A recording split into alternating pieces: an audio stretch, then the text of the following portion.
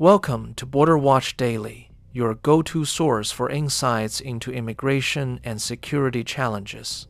Today, we're diving deep into an operation that shook the Twin Cities, uncovering a scandal of unprecedented scale. The Trump administration launched an offensive against immigration in the Twin Cities in early December 2025. The Department of Homeland Security stated its aim was to target criminals subject to deportation orders. What began as a local action quickly had national repercussions, as the consequences extended beyond a single city, a single agency, or a single headline. The story unfolds along a precise timeline, with court records serving as its connecting points. Federal agents recently raided a Los Angeles mansion linked to a Somali human trafficking network, with authorities estimating the money involved to be in the billions of dollars. In Minnesota, these same events were presented as simple law enforcement operations. Yet, the language surrounding the operation hinted at something far broader than individual arrests. One official declared, "We will not tolerate these kinds of attacks on public order by people who shouldn't even be in our country. We must now re-examine every foreign national." This marked a crucial turning point. The operation was presented not just as a crackdown, but as a spotlight on the systems that allowed certain individuals to remain at large and, according to investigators, to funnel money through programs never designed to withstand organized exploitation. But what they uncovered went far beyond individual criminals, revealing a shocking connection that could shake the very foundations of national security. The ICE crackdown in the Twin Cities rounded up what the Trump administration termed the worst of the criminals. We examined court records and found 11 filings since the operation began. This is where the paperwork starts, and what is filed now can influence how the case unfolds later. As one expert described, "It's a game of whack-a-mole, but you don't have a hammer. You have a toothpick. You have very little chance of catching up. You might hit one, but you miss 100 others." Currently, ICE agents are facing street confrontations as they track these criminals. Minnesota officials, meanwhile, stated they would not cooperate with federal deportation efforts. An observer noted, "Of course, we don't know how many there are. There's a lot of speculation, and that's part of the problem at this stage. Neither the Walz administration nor anyone else truly knows the extent. The sheer scale of the problem was undeniable, and the paperwork began to reveal its true extent. The next step was a fixed date, a precise mission, and a list of targets that transformed this event from a mere newspaper headline into a formal court record. On the 1st of December 2025, ICE launched Operation Metro Surge in the Twin Cities with a clear mission: to remove the most dangerous criminal foreign nationals from American streets. ICE informed us that one of the men was wanted for unlawful stay. They also claimed he had a history of arrests for domestic violence and disorderly conduct. This man managed to evade arrest.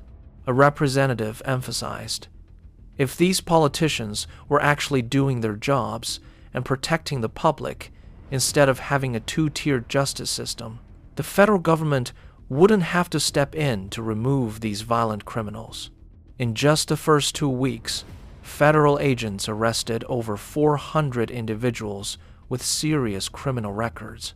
These included convicted gang members, predators, and violent criminals who had been roaming Minneapolis neighborhoods for years. The operation mobilized over 100 specialized ICE agents from across the country, specifically targeting approximately 500 individuals with outstanding deportation orders. Among them was Abdul Qadir Sharif Abdi, a criminal foreign national from Somalia, a former member of the Gangster Disciples, and a current known member of the Vice Lord Nation. He also had convictions for fraud, receiving stolen property, receiving a stolen vehicle, vehicle theft, and multiple probation violations. A commentator warned, We are heading in the wrong direction if we continue to bring these kinds of individuals into our country. There was also Sahal Osman Shidan, a Somali national convicted of sexual assault on a minor aged 13 to 15. Mukhtar Muhammad Ali, a Somali criminal foreign national, was convicted of assault, fraud, robbery, and larceny. Ahmed Mohammed Sah was convicted of multiple crimes, including 2 counts of domestic violence, 3 convictions for driving under the influence, assault, property damage, and probation violations. And then there is Abdid Mohammed Noor. He was sentenced to 10 years in prison, followed by 3 years of supervised release for his role in the Feeding Our Future case, a $300 million COVID-19 related fraud, the largest of its kind in the United States.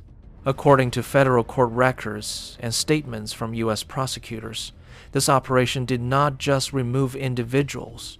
It revealed how long some orders and convictions had gone unaddressed in these very same neighborhoods. But Operation Metro Surge unearthed something that goes far beyond individual criminals. One woman, for example, not only obtained fraudulent loans for herself totaling approximately $800,000, but she also received bribes from 9 other individuals.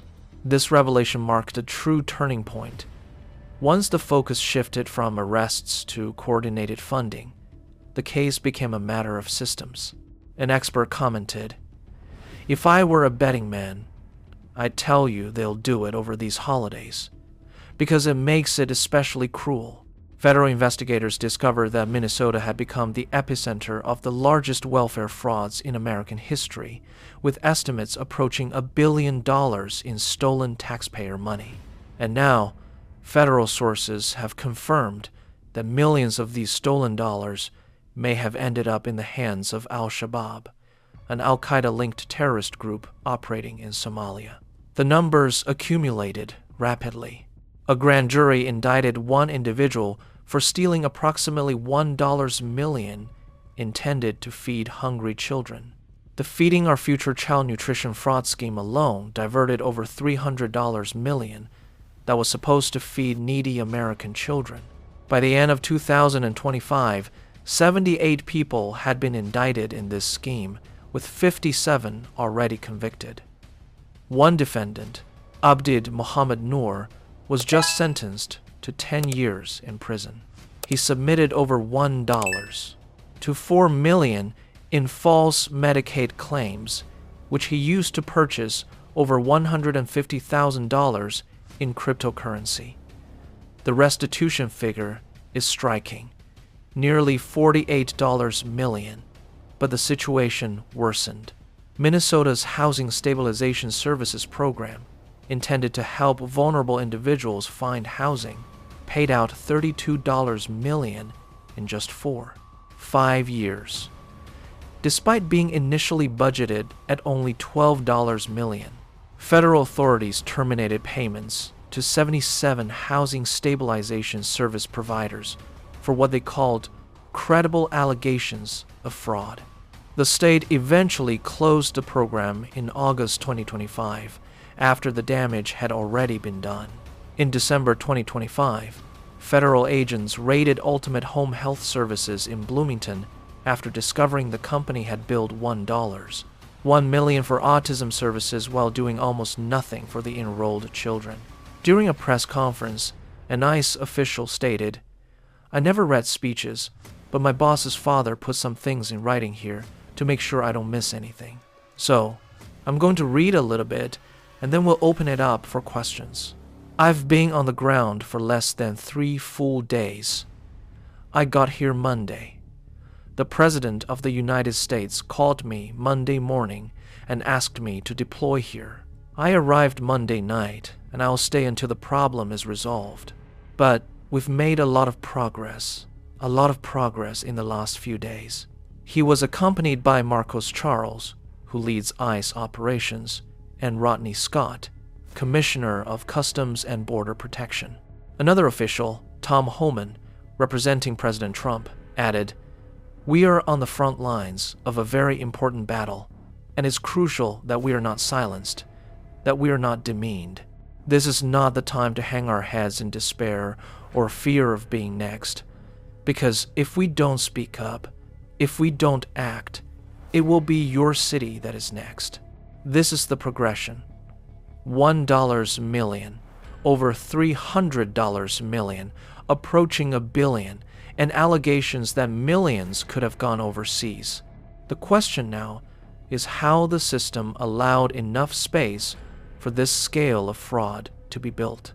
So, how did Minnesota become ground zero for both massive welfare fraud and a sanctuary city crisis that protected violent criminals? The answer is straightforward. Governor Tim Walz, Minneapolis Mayor Jacob Frey, and Attorney General Keith Ellison are identified as the officials who implemented a system prioritizing limited cooperation with federal deportation efforts. Walz's record is described as a series of policy choices. As governor, in 2023, he signed legislation making undocumented individuals eligible for state-funded health care, granting them Minnesota driver's licenses and offering them free college tuition. He created an Office of New Americans and expanded Minnesota's Minnesota Care program to include undocumented individuals in the country. The pivotal legal point is dated February 2025, when Ellison issued an official advisory that is considered a warning to local agencies. He stated, "We don't need them to be dragged into circumstances they don't control themselves, where chaos reigns supreme, and where chaos is the consequence of an ICE detainer request, which would constitute an unreasonable seizure under the Fourth Amendment and the Minnesota Constitution." In June 2025, Minneapolis is described as having issued a separation ordinance that prohibited Minneapolis Police Department officers from initiating stops, detentions, or arrests solely based on ICE administrative warrants. This is why the Department of Justice filed a lawsuit in September 2025 against the state of Minnesota, the city of Minneapolis, the city of St. Paul, Hennepin County Attorney Keith Ellison, and Hennepin County Sheriff Dana S. Win. 2. Restore law and order and work together to eliminate threats from the community. During the previous administration, we all remember over 10 million undocumented individuals who entered this nation. Many posed threats to national security and public safety. Millions paid to escape. Why? This should alert everyone. When congressional Republicans called Walz to testify in June 2025, he rejected the sanctuary label. He claimed, "Minnesota is not even a sanctuary state. The Minnesota legislature has not passed any bill making Minnesota a sanctuary state, and I have not signed any such law." Regardless of the label, it's the result that matters, and that result manifested in real time on the streets. As Operation Metro Surge continued in December 2025, something unprecedented began to occur. ICE agents faced increasingly violent resistance from protesters and activists who physically attempted to prevent them from arresting criminal foreign nationals. An audio recording released by the Hennepin County Sheriff's Office captured an ICE supervisor calling for help. "We only have a few officers, but we have, 60 to 70 agitators who are fighting." Sheriff's deputies and Minneapolis police responded to the scene, but according to reports, did not witness attacks and primarily helped ICE agents leave because the crowd was blocking them. An activist coordinator openly admitted that her group trained people to interfere with federal law enforcement. After Trump's comments on Somalia, over 500 people signed up for this training, up from 115 previously. She described these individuals as ordinary people, restaurateurs, business owners, neighbors, teachers, nurses, healthcare workers, absolutely everyone. Meanwhile, ICE reported that assaults against its agents had increased by approximately 153%. Agents face 11 times more assaults during operations than before. ICE called on politicians, agitators, and the media to de-escalate tensions and cease calling for violence and resistance. If you've been following the numbers, stay for the implications. When law enforcement becomes a street confrontation, the operational window narrows, the risk increases, and every decision is tested in real time. President Trump promised Americans, including Minnesota residents, that he would work to ensure the safety of our communities. And with that, this administration is absolutely focused on identifying individuals for deportation who pose a threat to public safety and national security. The numbers prove it. The data proves it. An official stated, "Over the past few days, I have met with Governor Walz, Attorney General Ellison, Mayor Frey, many police chiefs and sheriffs, and I have more to meet. I will also continue dialogue with business leaders and faith leaders, partnering with community leaders in Minnesota. I will meet with them too, because I want to hear what they have to say." What this complex situation highlights is how investigations unfold, how institutions react under pressure, and why transparency remains essential for justice.